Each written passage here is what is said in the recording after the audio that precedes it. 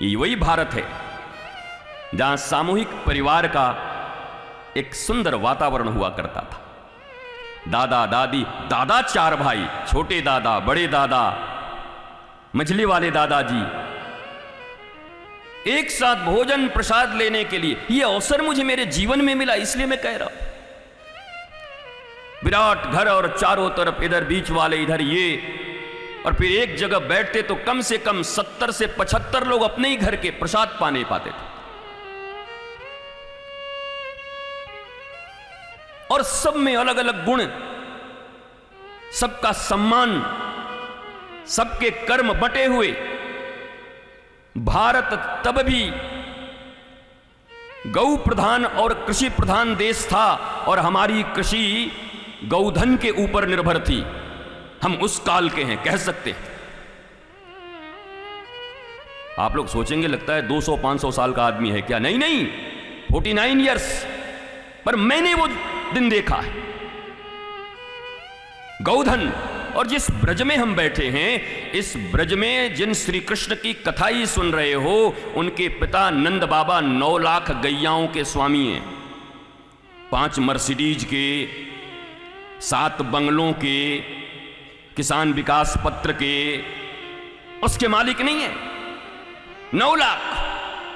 और राधा रानी थोड़ी कभी कभी हावी हो जाती हैं किशोरी जी, इसलिए क्योंकि वृषभानु जी 12 लाख गैयाओं के मालिक, तो थोड़ा सा राधा रानी कहते जरा संभल के। 3 लाख गैया ज्यादा है मेरे पिताजी के पास, ये मैं विनोद में कह रहा हूं। लेकिन 12 लाख गाय के स्वामी और 9 लाख गैयाओं के गोवंश के स्वामी। गैयाओं का अर्थ सिर्फ गैया मत समझ लेना, गोवंश, जिनको आज हम छोड़ दे रहे हैं सड़कों पर सड़ी सब्जियां खाने के लिए, और कसाई उठा के ले जाता है और फिर उन्हें समाप्त कर देता है। उन्हें गोवंश कहते हैं। बड़ी विनम्रता से एक बात कहना चाहूंगा, मेरी इतनी स्थिति नहीं, शक्ति नहीं, सामर्थ्य नहीं, पद नहीं, प्रतिष्ठा नहीं, पर व्यासपीठ से व्यास ही बोलते हैं। व्यासपीठ का विनम्र निवेदन, भारतवर्ष पुनः कृषि प्रधान और कृषि भी गौवंश आधारित कृषि। पंजाब में हरित क्रांति, मैं 3-5 दिन से लगातार इस बात को कह रहा हूं ताकि तुम्हें याद रहे। लोग कहेंगे कल भी यही सुना था, भात तो कल भी खाए थे, आज फिर ढकेल के आए होगे इतना, चावल दाल सब्जी।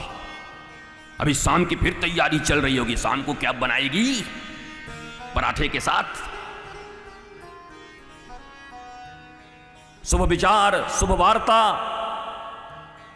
श्लोक, चौपाइयां, शास्त्रवाणी, गुरुवाणी, संतवाणी,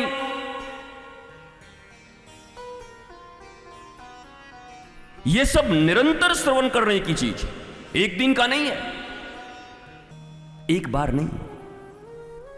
it's for always, whole life, whole day. मैं सत्य कहता हूं,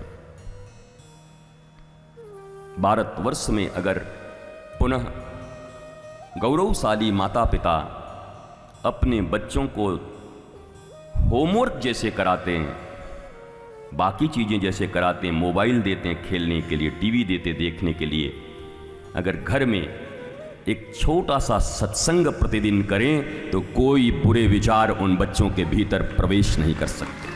प्रतिदिन अगर एक सत्संग उन्हें मिले बस। कैसे हो आप, इतने शॉपिंग करते हो, और आप भी देखते हो कि उन्हीं बच्चों से फिर आप स्वयं परेशान रहते हो।